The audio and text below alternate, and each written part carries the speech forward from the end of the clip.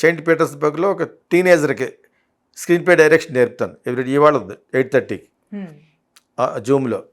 నేను ఏదో మ్యూజిక్ గురించి ఏదో వచ్చి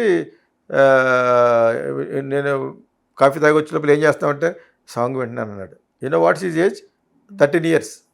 స్క్రీన్ ప్లే డైరెక్షన్ చేస్తున్నాడు. అండర్ ఏజ్ అని చెప్పినా కూడా ఫాదర్ లెట్ హిమ్ లెర్న్ అని చెప్పేసి యంగెస్ట్ డైరెక్టర్ అవుతాడేమో నేను కూడా అనిపిస్తుంది.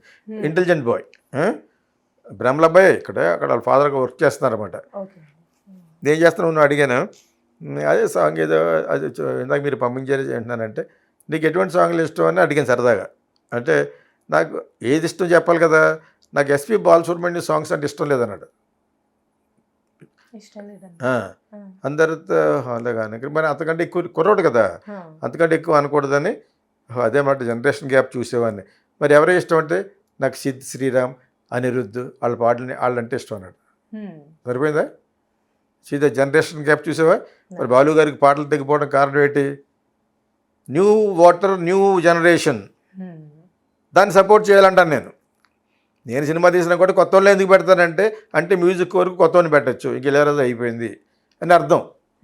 మీకు అర్థమైందా? ఆ కుర్రోడు నేను ఎలా నువ్వు ఇలా చెప్పని నేను అనలేదు కదా. స్టిల్ ఇవాళ కూడా నేర్పుతాను, వచ్చి చూస్తే చూడు. నేను ఇందులో కూడా పెడతాను, ఇన్స్టాగ్రామ్లో పెడతాను.